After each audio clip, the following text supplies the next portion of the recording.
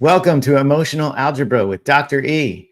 It's a podcast to help us all become better people through understanding the different variables that drive our behaviors. I'm your co-host, Andrew Tavani.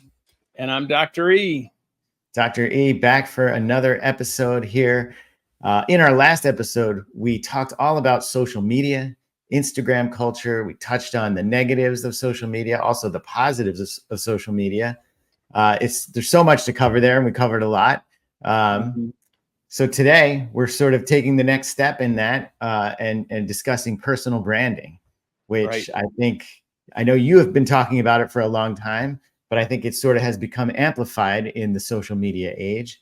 But I think you say it goes much farther than social media. It goes farther back than social media, right? Well, I mean, I started talking about personal branding about 25 years ago, and early in my practice, I was working with a lot of teenagers and young adults, and I really felt like they weren't recognizing their impact in the world. And I always want to think of ways that I can tie issues and concepts to things that people find interesting.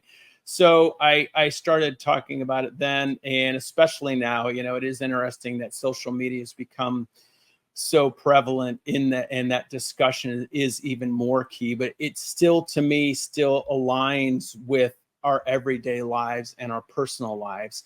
And so we're going to do kind of not an in-depth discussion, but we're going to kind of do an overview of some of, to me, the most important concepts in personal branding that I think would be important for everyone to consider in their daily lives. Absolutely. And you're saying you should be thinking about it. Everybody should be thinking about personal branding, whether you're on social media or not. But I think probably too, especially if you're on social media or very active on social media. Is that right? Absolutely. Absolutely. So, I think in that, let's kind of go ahead and dive right in. Let's do it. And I know you have some visual aids today, which are always great. So let's bring that up and take a look. Absolutely. And then, so as we're talking about your personal brand, you are more than a name. And I think a lot of times we don't really think about what goes in a name. So often when I'm talking to people about personal branding, what I'm asking them is which brand do you prefer and why? So I might go Tide and All, McDonald's or Burger King, Xbox or PlayStation. And I go through a number of brands and I ask them quick responses for which brand they align themselves with more. And then we'll ask why. What is it about that brand? And sometimes it's about ease of use. Sometimes it tastes better. Sometimes it's, commercials, things like that. But I think, again, those are the things that we want to start thinking about with our personal brand. Interesting. And let me just ask you this, Dr. E, too. What about how does brand loyalty play into how some of these people answer that question in a quick response? Do you find people are very loyal to brands that they favor? Oh, yeah, absolutely. I mean, I think it's almost like we want to align ourselves with a winning brand. So often, just like it's how we do our teams, our countries, our politics, our religions. Again, we go back to those four dichotomies of good, bad, right, wrong, strong, weak, win, lose. So most times the brands we align ourselves with, we're going to want to see as aligning with our goods and our strongs and our rights so that we can be seen as winners. And I think that's really important to see in that.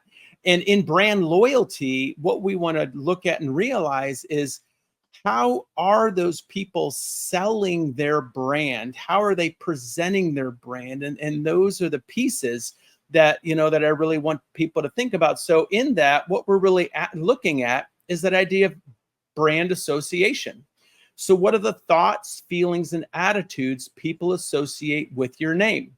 So when I'm working with somebody, I'll say, and let's have this question with you, Andrew. So we know you've had a podcast. We know that you've worked in the media.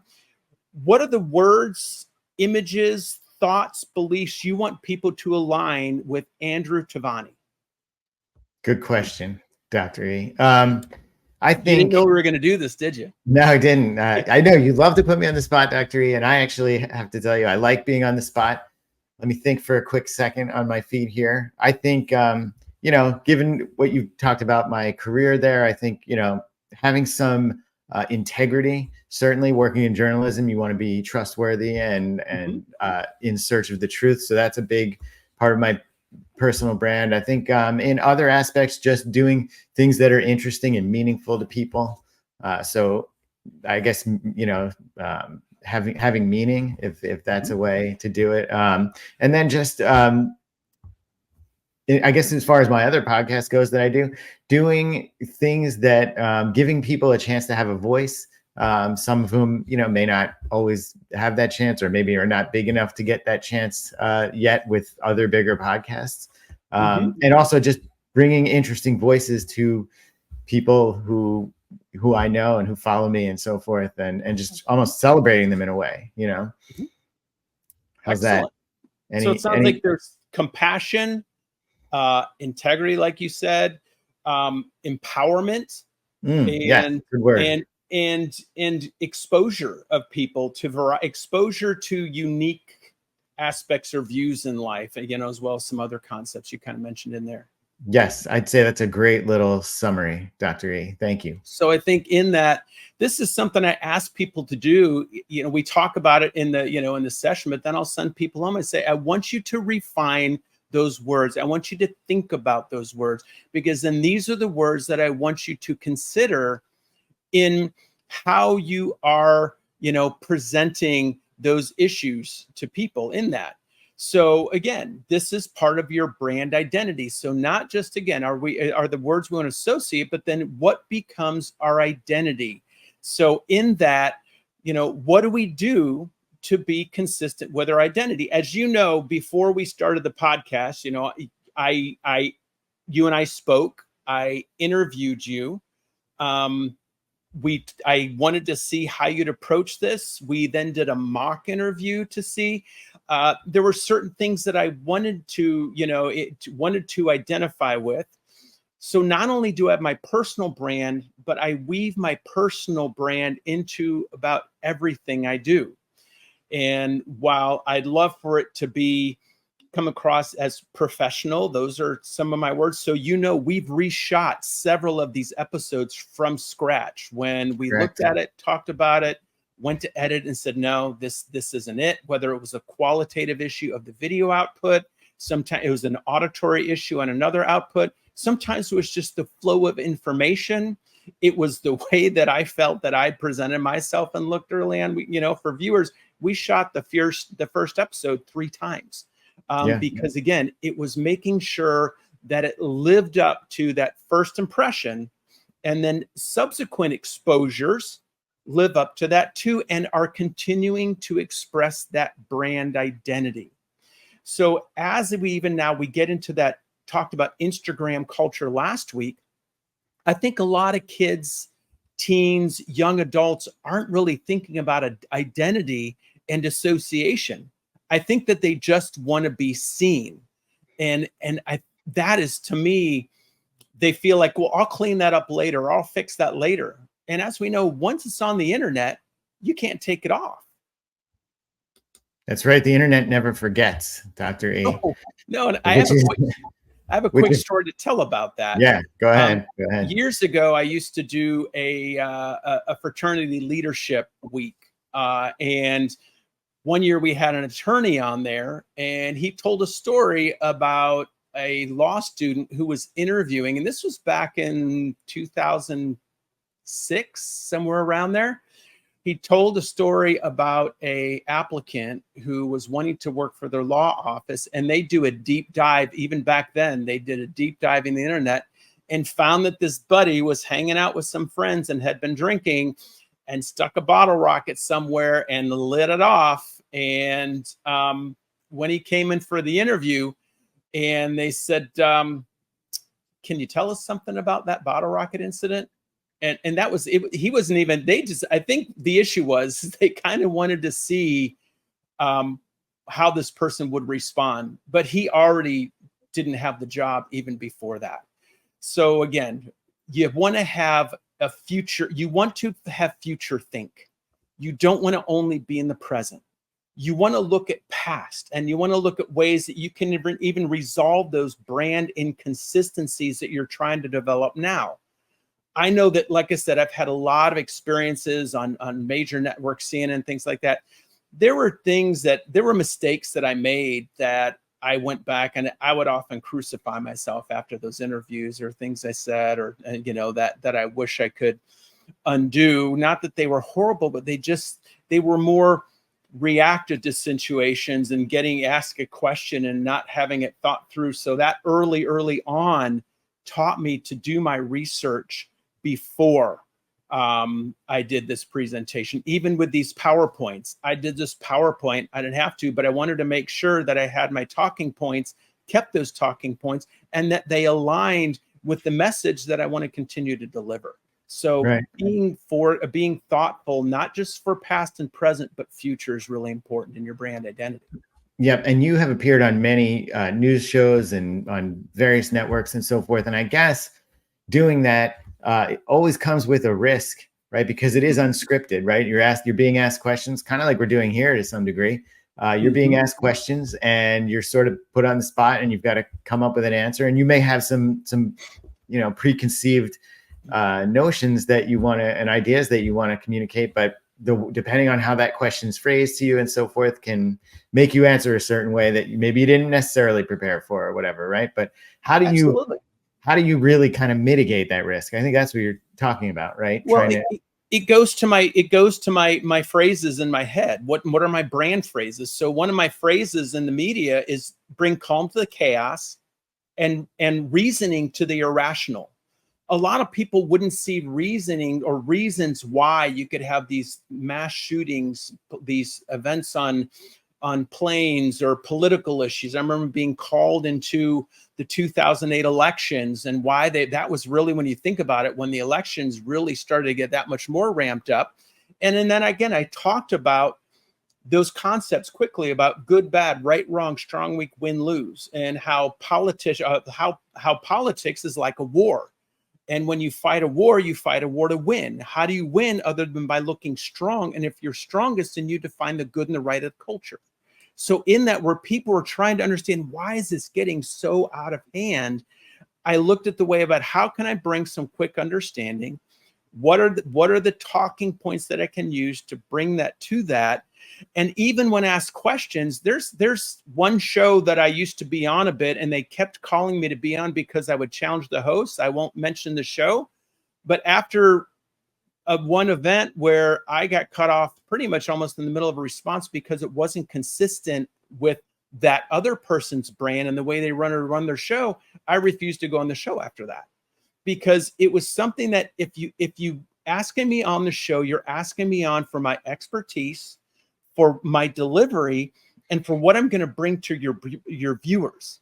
If you are not okay with that, and you start to try to control that dialogue, which happens a lot, and it wasn't something that was adding to the chaos, it was actually bringing calm back to a very controversial story, then I was like, okay, that's okay, but I'm going to manage my exposure. I'm going to manage my brand. And that's where, again, we want to take personal responsibility for our identity. Do your research on who you're going to be speaking with, on who you're doing interviews with, and are you going to put yourself in difficult situations? I can say that I knew what I was getting into when I did that. And a couple of previous shows I was on, I was able to pretty much kind of speak my truth in a way that was respectful, which was why the producers really wanted me back on there. It became an issue where I think it was a host brand issue that really caused, the kind of brought up that I know they had a button where they could cut themselves and cut back to themselves on their show from understanding how the show was run. Wow. So it sounds to me like, proper brand management can sometimes, it requires some tough decisions that you have to make for yourself, because I'm sure you would like to continue going on and getting that exposure. It's probably good for your career, right? But how, I guess, like how good it's good for your career, but only up to a point. Once your brand is compromised, then maybe it's not so good if you continue to go there, right? Well, yeah, and I think also sometimes when you make mistakes early, accountability and recovery is critical. And that's what I often teach people is that, often people who make a mistake in judgment or error in judgment and come back and are accountable, it lets people see A, that you're human, and B, that you can take responsibility for your actions. And to me, responsibility is also a key part of, again, part of my brand and part of what I want to present. So that's where, even as you know, we've started off some episodes and I've corrected some of my comments or some of my dialogue, or said, hey, I wish I would have done it differently, because I think I want people to see me as exemplary, not perfect, but exemplary. And that's when we see that and it's modeled. I think too often in our culture, we see people who they'll stand behind what they say until the death, even though they know it wasn't a good idea, but they don't want to look wrong. They don't feel like they want to look bad, and or they don't want to look weak. And that's what gets a lot of people to me in situations where there's nowhere to go but down.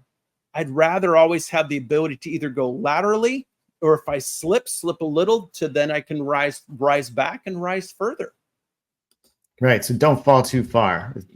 Everyone's going to fall a little bit, but try to, limit how far you fall when you have these missteps, if you have a misstep. Good stuff, Right. Dr. E. So should we take a look back at the graphic here? Sure, absolutely. So next part is your brand promise. So what do you promise to deliver? Whenever I would get booked on the news, I would say, I want to make you look like a star. Literally, I would tell the producer, the booking agent that, because if I've made you look like a star, then I've done my job. So that was my promise to them. And I really think I delivered, on that most of the time. And that's where, again, I got the consistent segments on, like Good Day Atlanta, and I would do the parenting segments. Why? Because every time I went on there, I did my homework, I had my message, I delivered well, I made them look good. And, and then that's where I'd get, again, called back to CNN International. You make friends and you build integrity and consistency with those people that you're working with. They know what to expect. So even, in situations before they were doing a lot of those Zoom calls or those Zoom interviews, I was doing Zoom interviews from my office, and they said, you can't get down there. No, I said, can we do an on air, a video from your iPhone or whatever? Like, absolutely. So that's where, when they want you that on air that much, now it's a lot easier to do, obviously. Then that you've built that reputation. You've built, your reputation precedes you. So what is your reputation that you want to precede you? Whether you're a parent with your kids, whether you are a neighbor in a community, whether you're a politician, whether you're a doctor or an anchor, or just delivering things on YouTube or TikTok, all those social media sites. One thing you're talking about is thinking about this personal brand. I think a lot of people, when they hear the word brand, they think big brands, like sort of like what you had mentioned in the beginning, Xbox, PlayStation, McDonald's, Burger King, some like iconic company brands. But brands can be little, and brands can be, like we're talking about here, personal. So it's good to keep all these things in mind. Well, and once those big brands were little brands. Once those brands started out with almost no one knowing them, and then they grew and they grew and they grew, So I think that's the thing to realize. So the next piece on here is brand consistency. I think I mentioned that before, but how consistent are you in your actions? So are you consistent in keeping your promises, or are you consistent in not? I think we have to look at it, as I often say to people, that inconsistency is still consistent, because if you are consistently inconsistent, you have built an expectation. So we want to think about those pieces when it comes to the consistency in our identity, the consistency in our promise, the consistency in what we want people to associate with our name and with our brand. And that's where you've had some big stumbles in branding, whether it was with, like some of the brands of Nike, when they found out that they were trying to sell this whole image. And then they had people, some of the child labor, some of those practices happening over in Asia, that they knew about, but didn't want their brand purchasers to know about. That hurt their brand. The idea that I talked about, and I know I pick on Nike a lot, but I think that they've worked very hard at building a brand. They align themselves with people who be successful. And what I saw the last ad on the Olympics, when I think it was winning isn't for everybody, isn't for everyone, that didn't hit me very well. I talked about in '96 how they had the billboard that said second place is first loser, which really struck me negatively. And I think winning isn't for everyone. I would have rethought that too, because it basically says, well, people don't care about winning. Well, and I think had they had, now how do you make that consistent with that catchphrase? To me, you have people on there who are from countries who was an honor to represent their country. They were the best in their country. They overcame obstacles. They're the dude who's being carried across the finish line. I don't know if you remember years ago, but there was an athlete who pulled a hamstring, and his dad came out into from the audience and helped him make his way across the finish line. Those are ways you sell that winning isn't for everyone. So then what is it about? Is it about integrity? Is it about giving your best? It is about seeing that we all know we can't run world record times, where we know we're going to give it our best to that finish line. That to me is a way that you sell that differently than just focusing on all those big name athletes, because it sells that Nike is for everybody. I think we have to think about, again, yes, I'm picking on Nike, but I think we want to think about that with branding. If you want an exclusive brand, then sell an exclusive image. If you want to sell a brand that's for everyone, then make sure you're reaching everybody. That's why I love what Dove did. What Dove did when they reached out to all these populations that weren't models and things like that, that was a great branding move because it reached all these different people. Yeah. So I was going to bring up Nike, just go back to Nike for a second, and talking about brand consistency. They do seem very inconsistent, because I think maybe perhaps one of their most well-known slogans is "just do it," which I think strikes that thing that speaks to everybody. Just do it. It's not saying what you should do. It's, it's not saying, it's not giving winning or losing. I think it gets back to a concept you've talked a lot about, which is equity. And it applies to everybody right across the board. Even if you're not the top athlete, even if you're not the gold medal winner or whatever, maybe just do it for you is just getting out and running 7 straight days and being consistent with your workout and with whatever health or athletic goals one might have. Right. So yeah, to go from that to second place is the first loser. And what was the new one you just said? Winning isn't for everyone. Winning isn't for everybody. That is very exclusive to some degree. Right. And so I think, again, in that, for everybody listening, consider these pieces, and that the associations I have for Nike, frankly, are kind of arrogant, elitist, unaware. Do they make great shoes? Sure, they make great shoes. And even then, I've had some shoes that haven't lasted too. But I don't want to continue to slant. I want to help people to think about more than beyond what they want people to see. Again, what is your brand integrity? And that is critical.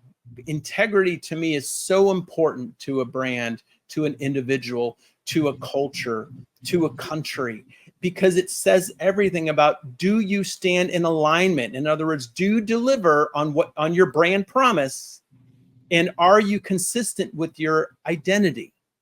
So, and then how does your real, feel, and ideal play into this? I think that's what we're getting into, because a lot of people, again, want to identify with their ideal selves. But because they don't see their real selves, because they're deluding themselves in what they want people to see, and therefore what they see and how they present, then they end up ignoring their feel and presenting this credibility, get this gap between what their real and their ideal is. So I think, again, these are all important pieces to consider. And that's where, even, again, it took me years to come up with the name of this podcast. And this podcast has a brand with it, Emotional Algebra. That name says a lot. When I have my tagline on an email, on my emails, it says, let's change the world. I honestly consider that as part of my brand. I want to help change this world. In the books that I wrote, there are all these things I do. And again, I'm trying just to use myself, not to talk about myself, but because I'm putting myself in front here. I'm putting myself on the line. And there are times that I may not fall in alignment with that I want to be able to know about, to see and correct. Because again, integrity is important. In this and along these lines, the 3 words I want people to learn to really live their life with, and considering your personal brand, are truth, honor, and integrity. And I say, if you lived your life that way to yourself, you have lived that way to everyone else. And that to me is the key in life. And know that it's an incremental process. I want people to look at their life as this, and then a little down, and if find it flat, and then a little more up. So look at how you're, again, continuing to grow, continuing to evolve, and using those words of truth, honor, and integrity as maybe your anchors in life. Yep. Strong advice, Dr. E. Wanted to go back real quick to a couple of things here, specifically with brand consistency. We were just talking about Nike and how they've been seemingly inconsistent with some of their slogans and advertising. And that's a huge company that's been around for, I think, more than 4 decades at this point. If you're just a regular person on social media with a small following, 1,000 followers or whatever, or if you're not even on social media and you're just thinking about your personal brand and brand consistency, what can you do to maintain consistency? Like, how do you be objective? Do you ask input from other people? What are some strategies there? I think that, again, that's a great comment. Ask for input from other people. Think about your actions. I mean, I know mindfulness. I was talking to somebody about mindfulness, which I was talking to somebody about that. They said, I'm so sick of hearing about mindfulness. I'm like, well, it has a definition and it has meaning. And, and I think they felt like there's a lot of overuse of the term of mindfulness. But I think if people just considering being present, and again, being aware of their brand descriptors, what are your brand association? Be aware of that in your day-to-day life. If somebody wants to be seen as kind of arrogant and kind of just a jerk in their actions, okay. And how's that going to help your relationships? How's that going to help develop trust? So again, if you want people to trust you, if you want to be seen as credible, if you want to be seen as somebody who's dependable, these are all things, again, that I think about, that we want to think about. How do we help change this world together? It's not that we all become the same. It's that we all see how we can express our individual differences in ways that promote equity, promote truth, honor, integrity. Don't alienate people. I think, we've talked about politics.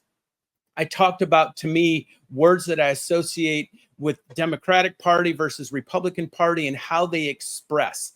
I see Republicans as wanting to look strong and right to get to win, where I see as the Democratic Party is wanting to be seen as good and right to win. In this last election, I start them trying to play that strong and right game in a good way. But one of the terms I used also was, Republicans can come across as brash, whereas to me, Democrats come across as smug. Brash is kind of an in-your-face, arrogant, sarcastic comment. Smug is a, well, I'm better than you and I'm right comment. And both can hit people incorrectly. And both are trying to often look cute and powerful and strong, and in all those ways that they want to identify with their base. In that, is that selling truth? Is that selling integrity? Is that selling what you really stand for as a party, as an organization that is here to support our country and 300 plus million people that anybody who gets elected still represents? And that's where I think we're getting lost, even in our social media cultures and our catchphrases. And yes, politics is always based in catchphrases, the I like Ikes and, hope and things like that, to find those words. So they, in many ways, had captured the social media culture ages ago, but this is just something to consider again and along another run.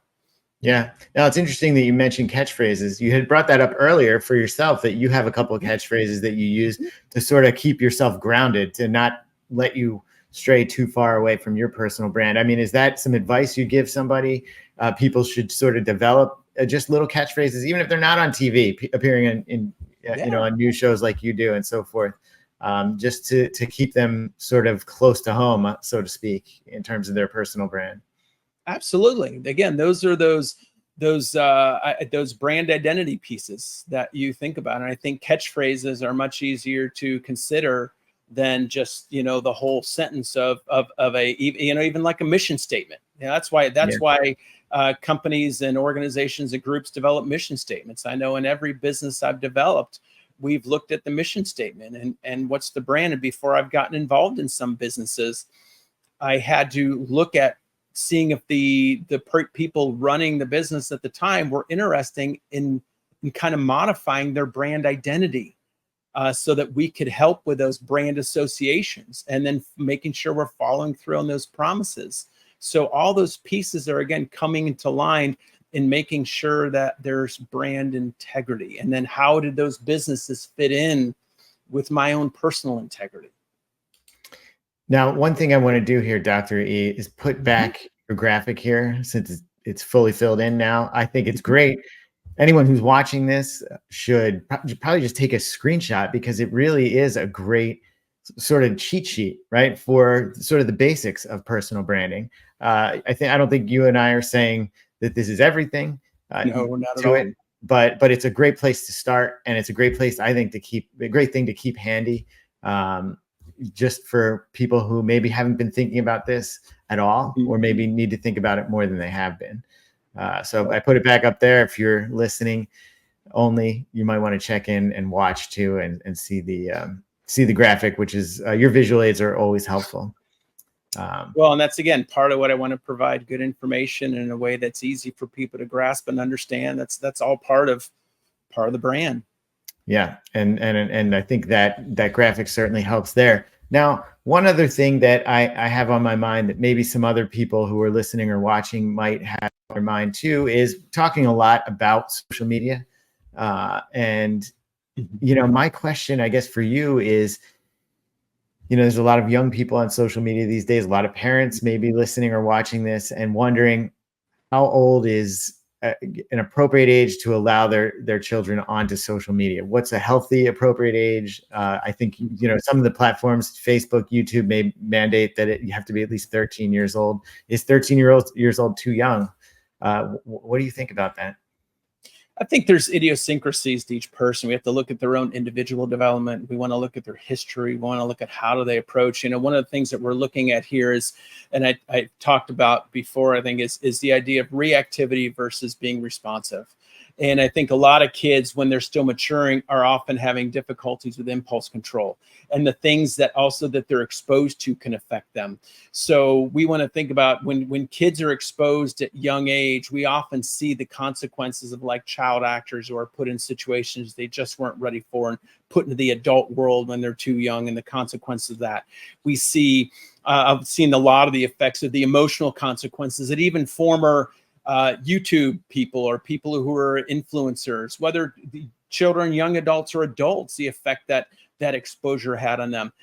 You know, my daughter wanted to have a YouTube channel at 13, and I would just continue to deter her from doing that, and she didn't do it, which I'm glad she didn't. And I was saying, you know, I want you to think about that. I won't stop you while we'll talk about it. And I think she had seen enough situations that she realized she didn't want to expose herself to that. But sometimes I think we have to look at, when somebody's desire is to get attention at any cost, you know, I think we want to consider, as a parent, do we really want them to head down that path? And or if they do, then how do we manage that path to sometimes manage that fall? So there's a lot of things that we don't think about that affect us way down the line when we developmentally change, that might be kind of eroding our growth and development in those times that we just don't see, because we might not want to see. So in here, what we're talking about is what is the emotional algebra to consider in that process of exposing ourselves to social media or to building a business or how we present ourselves, what is our history? What are our belief systems? Do we have an ability to be consistent in presenting ourselves? And what do we expect the feedback to be? Anything anybody presents, often we find people who want to tear it down. Why? Jealousy, envy. They feel angry. The protective emotions of jealousy and envy are often anger, rage, and hatred. And then they feel threatened by people who have put themselves out there. So they have to shoot that down. There are ways to give people feedback in anything that can be constructive and positive. And I think we want to recognize all these pieces in when we allow our kids to be exposed. Personally, I would rather people almost wait till 18, because I think kids, again, their whole attention is being turned in those key ages, as we talked about last time, to a me culture versus a we culture, to be focused on the pictures we're taking and what we're showing the outside, versus, as I ended the podcast last time, is we really need to take a picture of our soul and really measure where's our soul growing and where is it going and how are we taking it there, and listen to those inner voices and understand that. So I would much rather see people be reflective of themselves and almost do mock presentation. So if you're going to do social media, do a couple mock videos and have people review them. As you know, we had people we trusted review the podcast before we posted it, and that was part why we reshot it too. So don't just ask anybody to review it, or somebody you know can say, oh, this is great, you did a wonderful job. Find people you know who are going to critique it. Ask them, do you feel like I'm ready for this? What are the other things you'd want me to work on? Do you think that I'm appropriate for this? Ask friends or people, do you think this would be a good idea for me to do? So in other words, don't push your own agenda just because you want to do it, but be aware of the short-term, intermediate, and long-term rewards, consequences, issues that are going to play into, again, putting yourself out there. Yeah, I think that's such a good piece of advice you give there, Dr. E. Look to others for some feedback and get can just take it and can really consider everything that people are saying and make your decisions accordingly from there, right? Right. And if you tend to be reactive, you want to work on responding. In order to work towards responses versus reactions, you have to understand your emotional algebra. It's the unknown unknowns and even the known unknowns, the things you don't know that you don't know, that are very important to consider in that, because those are the variables that are going to result in reactivity and even things you just rather weren't there. You can't ignore what's there. It's energy, it's beliefs, it's attitudes, it's those voices that in certain situations and certain triggers come up, we just react with. And I think we see a lot of people out there who just react and they act like they don't care, even though I know flippancy is still a protective emotion. If I look like I don't care, then I don't feel. If I don't feel, then I don't hurt. If I don't hurt, then you can't hurt me. You can't hurt me, I can't lose. If I can't lose, then I must win. So that's, to me, what I see a lot of people using is flippancy, arrogance, defiance, hatred. Remember, hatred pushes us away from things that we feel like have caused us pain, are causing us pain, and or could cause us pain. So it's not only looking at the past, it's looking at the present and future. And often we will push people away from us that really might be wanting us or encouraging us to see things inside ourselves that we can change. Very interesting, Dr. E, and helpful as always. And I hope people pay attention to this and be mindful of all these things. If they haven't been thinking about it, certainly plenty of good stuff here to think about.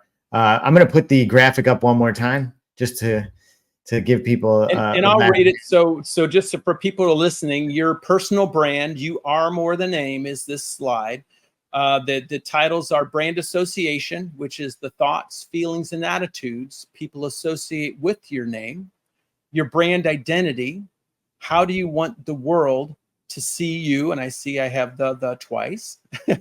Brand promise, What do you want? What do you promise to deliver? Your brand consistency. How consistent are you in your actions?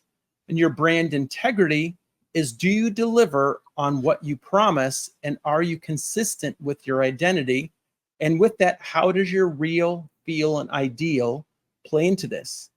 And finally, to me, what I want people to consider in their personal brand is to live their lives and present their brand from a place of truth, honor, and integrity.